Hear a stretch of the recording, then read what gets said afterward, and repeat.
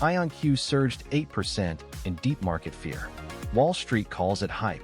The engineering reality is trapped ion scalability, and one quantum call today might surprise you. This is Denver Stock Lab. By IonQ, Lab scores 72. IonQ's trapped ion architecture achieves 99.9% 2-qubit gate fidelity, outperforming Rigetti's superconducting chips by 40 basis points. Higher fidelity means fewer error correction overheads, enabling faster path to logical qubit scaling. The data teardown reveals Wall Street still undervalues quantum's near-term margin inflection from government and AI-integrated contracts. IonQ's trapped ion, a quantum computing architecture that suspends individual charged atoms in electromagnetic fields to act as qubits, is a monumental scaling liability masked by a $24 billion market cap because its reliance on 99.4% 2-qubit gate fidelity, the metric measuring the accuracy of the basic logic operations executed between quantum bits, is physically bottlenecked by the speed of optical switching lasers. Wall Street bids up IonQ to $63.64 on hype. The physical reality inside their vacuum chamber is a brutal engineering trade-off.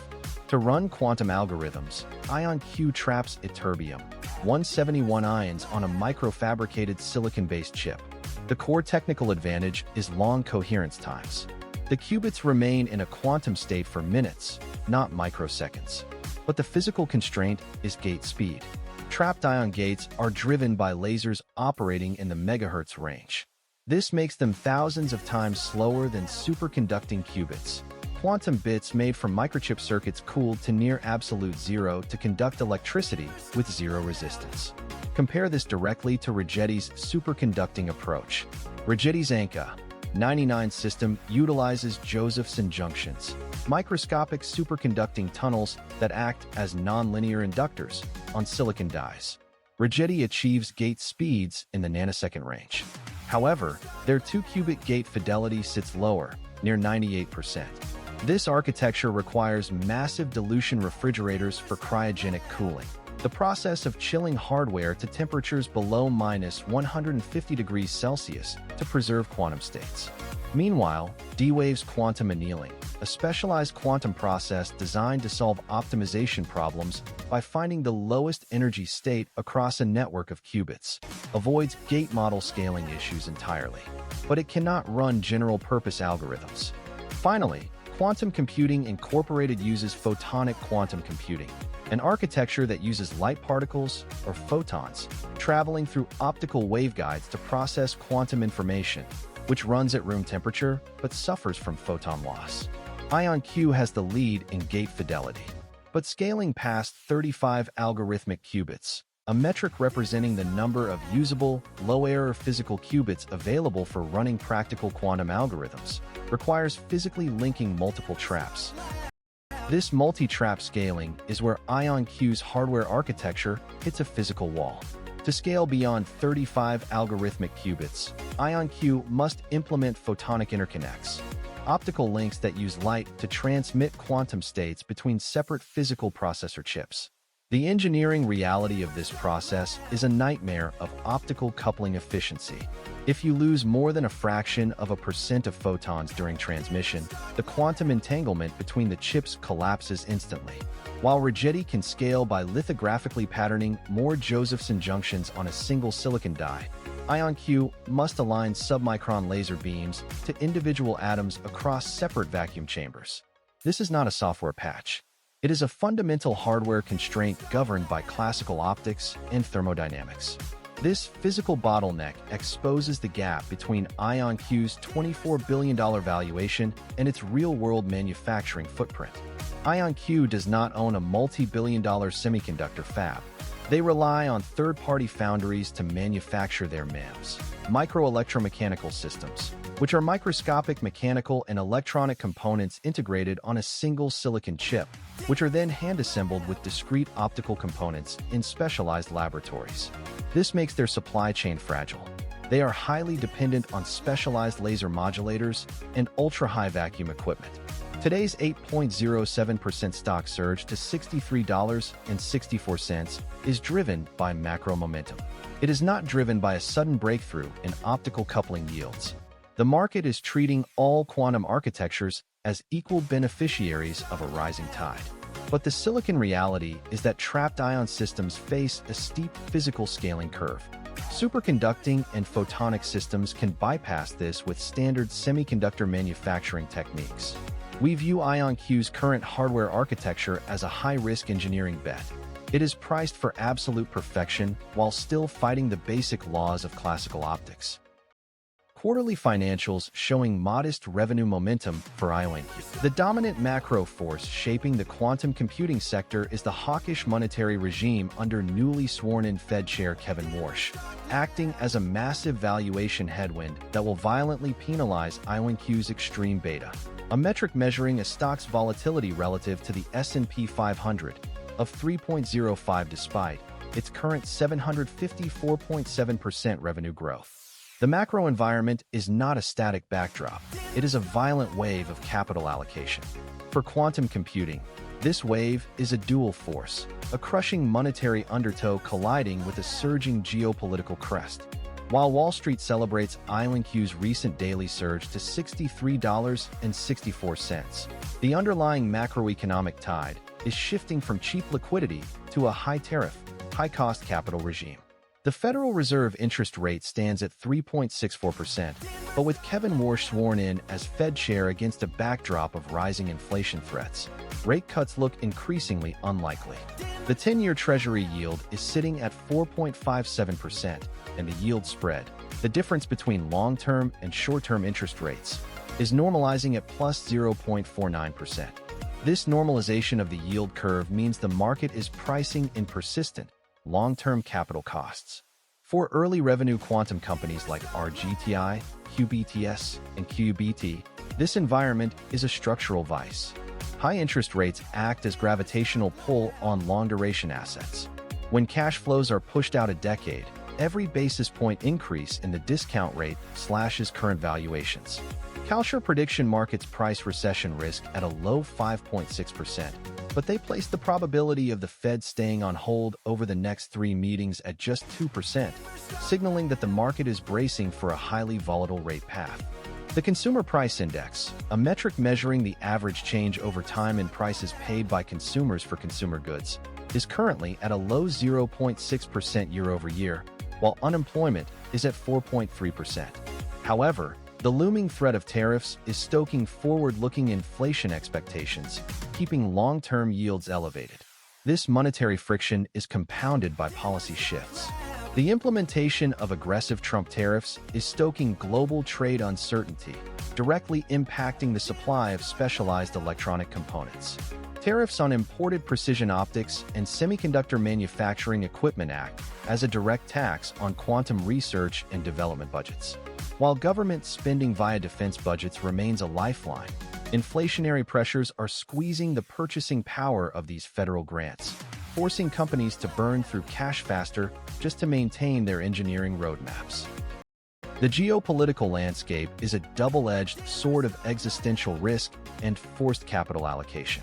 The US-China tech war has reached a boiling point, with export controls, government-imposed restrictions on shipping sensitive technologies to specific foreign nations, threatening to lock US quantum firms out of global markets.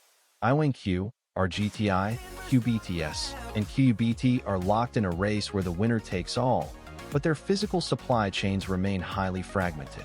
For example, superconducting approaches require specialized dilution refrigerators often sourced from European allies, while trapped ion approaches require precision lasers. Any friction in international trade, such as the brewing tariff disputes with key allies, threatens to delay hardware roadmaps by quarters, if not years. Geopolitical tension acts as a massive accelerant for state-sponsored research, but it simultaneously chokes the free flow of specialized physical components. The upcoming North Korea summit further highlights the fragile security landscape, keeping defense readiness at the absolute forefront of national policy. Beyond the hardware, the social and political narrative is shifting. There is a growing public and regulatory backlash against big tech's monopoly on artificial intelligence. This sentiment is driving a political push to decentralize next-generation computing infrastructure. Policymakers are increasingly viewing quantum computing not just as an academic pursuit, but as a matter of national security, particularly regarding post-quantum cryptography, cryptographic algorithms thought to be secure against an attack by a quantum computer. This political anxiety acts as a powerful tailwind, forcing sovereign wealth and state funds to subsidize domestic quantum players. However, this national security umbrella comes with heavy golden handcuffs. It limits commercialization freedom, restricts foreign talent acquisition, and subjects these early-stage companies to intense regulatory oversight. The market is currently treating quantum as a speculative AI play, but the political reality is that these companies are being drafted into a Cold War. The capital flowing into the sector is not patient venture capital. It is highly demanding, politically charged defense capital that demands immediate national sovereignty over global profitability. IonQ reported earnings per share of negative $0.34, beating the Wall Street estimate of minus 0.36 by 5.4%. A solid beat that signals strong execution. IonQ is trending higher, currently at $63.64. $63.64. That's where IonQ closed today, up 7% on a day when the quantum sector lit up like a trapped ion laser. Management's official narrative? Quantum is here. Demand is accelerating. We're the leader. They'll point to that $2 billion government bet, the IBM Foundry deal, the 3-4 earnings beat streak. They'll say the words commercial viability like it's already a fact. But let's flip the table. Because when you write press releases for a living, you learn one thing. The real story is always in what they don't say. First, the insiders. Over the past 90 days, IonQ executives have net sold 6,854 shares. That's not a typo. That's a pattern. And in the quantum space, where commercial revenue is still measured in millions, not billions, insider selling at this magnitude isn't caution. It's a signal. Historically, when hardware companies in pre-revenue or early revenue phases see this kind of net selling, it precedes one of two things: either a secondary offering to raise cash, or a pivot in strategy that management isn't ready to announce. Neither is bullish in the short term. Now, let's talk about the language. IonQ's latest earnings call was a masterclass in corporate optimism. They talked about AI-driven demand for quantum computing. AI-driven. That's the phrase to watch. Because here's what they're not saying. AI isn't buying quantum computers. Enterprises are. And right now, those enterprises are still in pilot purgatory, running proofs of concept, not production workloads.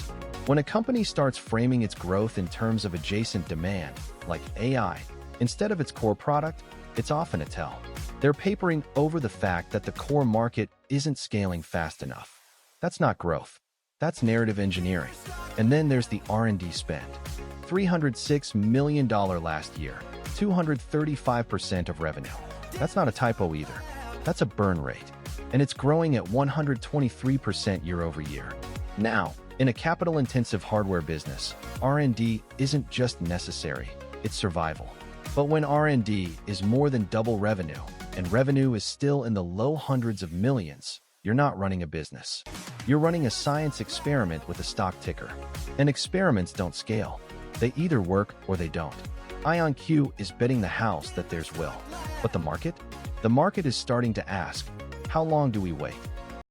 Now, let's talk about the earnings beat. Yes, IonQ has beaten EPS estimates for 3 straight quarters. The latest? A 5.4% beat on a minus 34 cents loss. That's not a profit. That's a smaller loss. And the average surprise? 145.5%. That's not precision. That's volatility. When a company's earnings surprises are that large, it's not because they're executing flawlessly. It's because the estimates are guesses. And in quantum, where the path to commercialization is measured in decades, not quarters, every beat is a mirage. The real question isn't did they beat? It's what did they cut to get there? Institutional flows tell the next part of the story.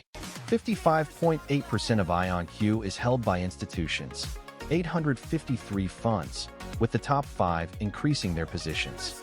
That's not conviction. That's momentum chasing. Because in quantum, institutions aren't buying fundamentals. They're buying the story. And right now, the story is that quantum is the next AI. But here's the difference. AI had a killer app, LLMs, that scaled overnight. Quantum, the killer app is still theoretical. And until it's not, every institutional dollar in IonQ is a bet on potential, not performance. Now, let's talk about the 10Q. The risk factors section in IonQ's latest filing is 43 paragraphs long. That's not normal. That's a red flag. In hardware, risk factors are usually about supply chain, competition, or execution. But in quantum, they're about timelines. Because the biggest risk isn't that IonQ's tech won't work. It's that it won't work in time. And when a company's entire valuation is predicated on being first to market, every quarter that slips is a quarter closer to irrelevance. The 10Q doesn't say that outright, but it doesn't have to. The length of the risk factors section says it for them. So here's the lab's PR read. What management is saying is that quantum is on the cusp of commercialization. What the lab hears is that they're running out of time. The insider selling? That's the canary. The R&D burn? That's the clock. The institutional flows? That's the hype. And the 10Q? That's the reality check. IonQ is a leader in trapped ion quantum computing. That's not in dispute. But leadership in a race that hasn't started isn't a moat. It's a liability. Because the longer it takes for quantum to scale, the more capital IonQ burns, the more dilution it faces, and the more pressure it feels to announce progress instead of delivering it. And in this sector, announcements don't move the needle. Results do. The verdict? IonQ's PR machine is firing on all cylinders. But the signals underneath? They're flashing yellow. And in quantum, yellow doesn't mean go. It means proceed with caution. The momentum breakdown for IonQ. RSI sits at 68, pointing to bullish momentum, with buyers in control. MACD is currently bullish, with the histogram crossing above zero.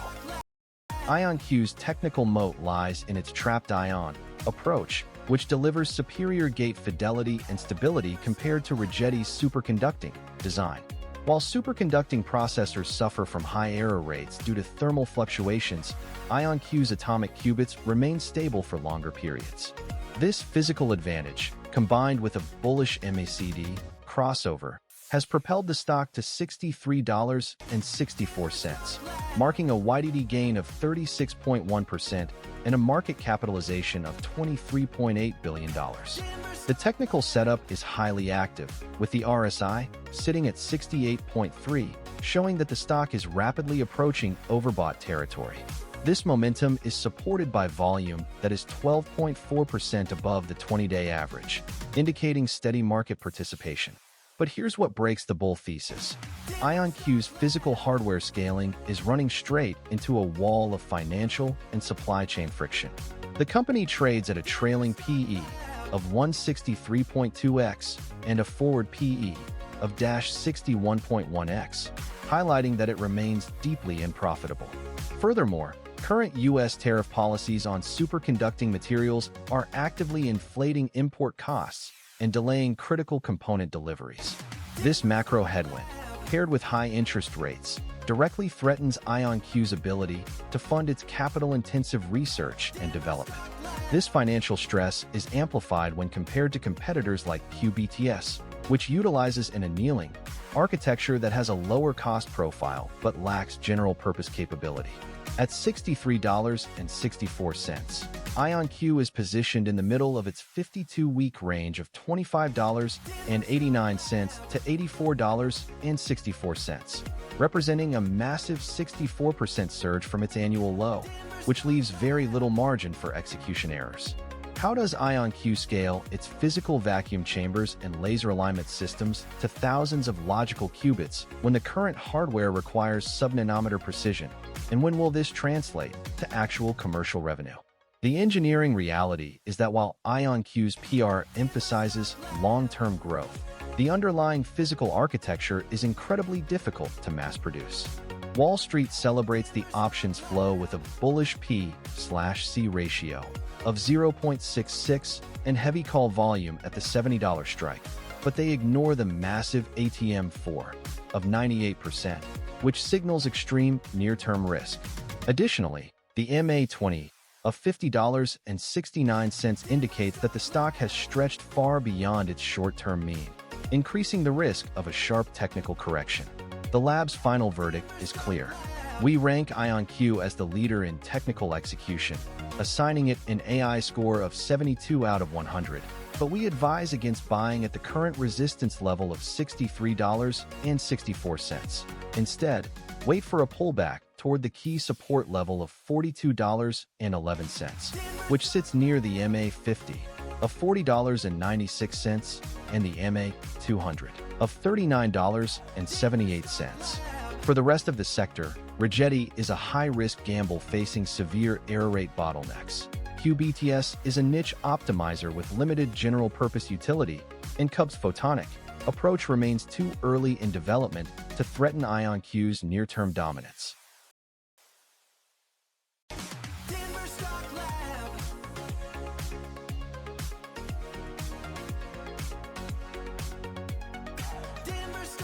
IonQ's trapped ion advantage just cleared a major scalability hurdle. Is quantum supremacy closer than Wall Street thinks? Or is this still a hardware mirage? Comment below. We're engineers, not investment advisors. This isn't financial advice. It's deep tech analysis for education only. Do your own research. Markets shift. Tech evolves. Past performance means nothing here. Stay sharp. The lab out.